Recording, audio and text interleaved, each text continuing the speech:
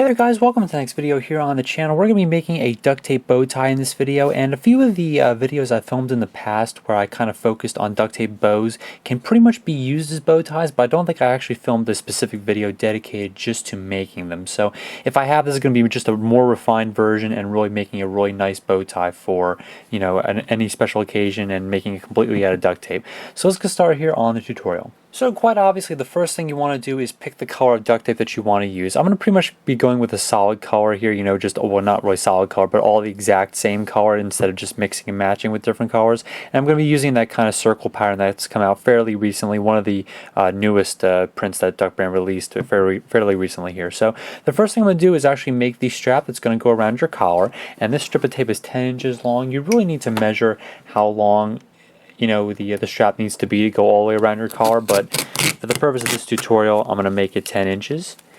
And from there I'm going to take this strip and I'm simply going to fold it directly in half, just like this. It's going to be a little tricky, but it's not too terribly difficult. So just like that, and this will be the strap that'll go all the way underneath your collar when you're wearing the bow tie.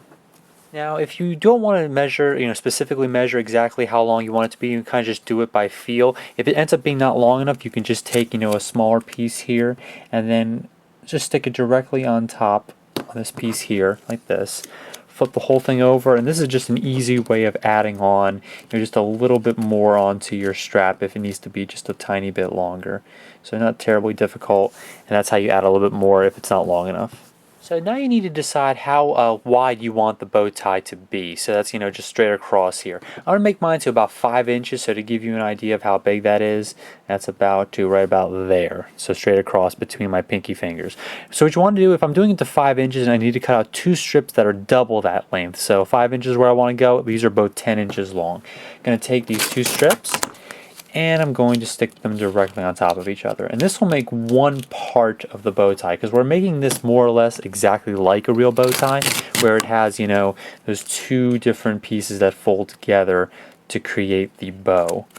So I'm going to stick this directly on top. Very important, you want to try to make sure there pretty much isn't any sticky side showing. If there is a little bit on the top, you can kind of just, trim it off, and it'll look much nicer. You really don't want any sticky parts, because that'll kind of just mess it up when you're trying to attach it. This isn't actually going to be tied, because duct tape is notoriously very hard to tie. If you've ever made like a regular tie, necktie, it doesn't really work if you're trying to tie duct tape together. So we're just going to be making a bow tie that's going to pretty much just clip right onto this piece here. So this is probably the trickiest part, and it's kind of deciding the shape of the bow tie here. So what we're going to do, since we want it to be 5 inches, we're going to fold it in half just like this, and boom, we have 5 inches.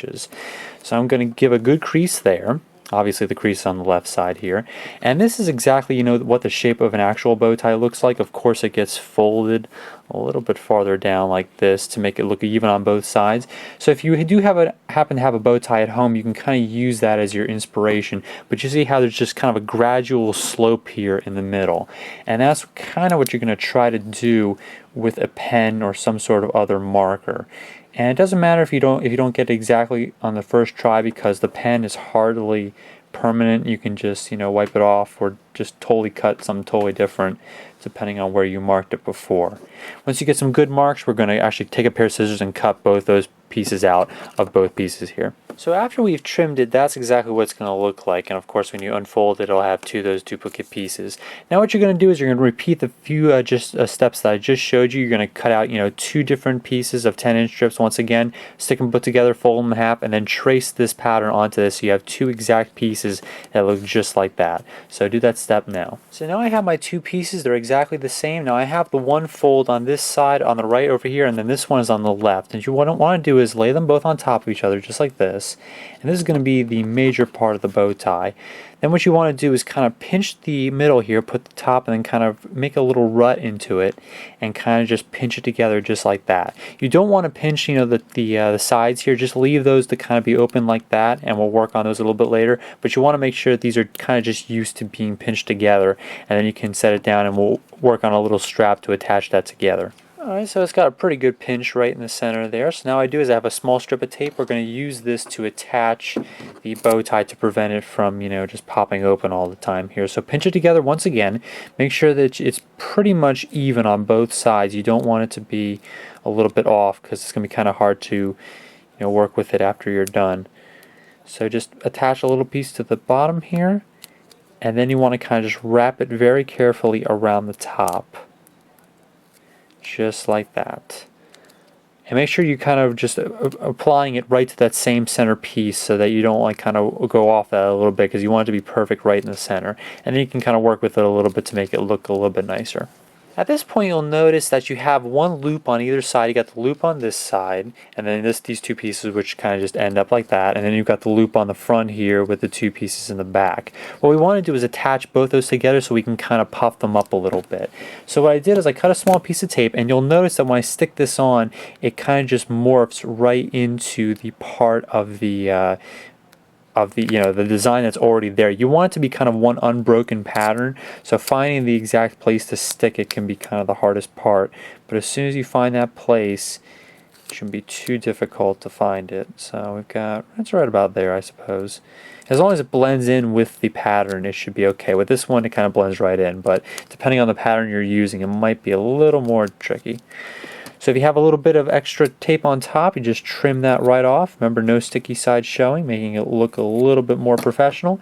And you want to do the same thing with the side over here. So now at this point, just like a real bow tie, you can stick your index fingers in either side and kind of just puff it up a little bit to kind of work out all the kinks and make it look a little bit more like an actual fabric bow tie. So that's what I'm doing right now, just puffing up a little bit.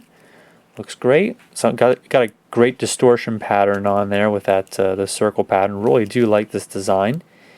Once you have a good, just good even on both sides and looks great, we're going to attach it to the band here. So what I did here is I just kind of cut it out on the top and bottom, and that's just so that when it's sitting on your collar, because this is just a little bit thick, you don't want to be able to see the strap, and that's about wide enough so that it'll be covered up by the collar on both sides.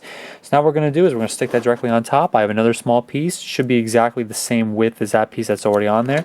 It can be a little bit bigger, you just don't want it to be smaller because then it'll start to mess with the nice pattern that you have on the bow tie itself. So sticking this on, and this is very reminiscent of the bows that I made on the channel a long time ago, kind of like with the hair bows and stuff like that. Very similar, except now we're working on a very, very cool bow tie. Bow ties are very cool. So there we are. Once again, you can kind of puff it up if it kind of just wants to work against you. And there we have the bow tie. And lastly, you can use just a little bit of Velcro, probably on the outside. I can stick this on here and then on here, and that will work when you're trying to get it around your collar. So there's a little bit of the Velcro for the strap. And there you have your bow tie. So I think it looks really nice. When I'm trying to make bow ties, the obvious thing I always try to go for is to make them look really professional. So it's almost like from a distance you can't actually tell if it's duct tape. If you get really close, any person who's seen duct tape before can kind of tell the glossy finish that it's definitely not fabric. But from a distance, I think you could probably pass as a very nifty, cool bow tie. So definitely very cool. And I'll catch you guys next time on the channel for a time lapse coming tonight, which I'm not exactly sure what the time lapse is going to be about. So give me a little while to work on that. Probably be another project time lapse.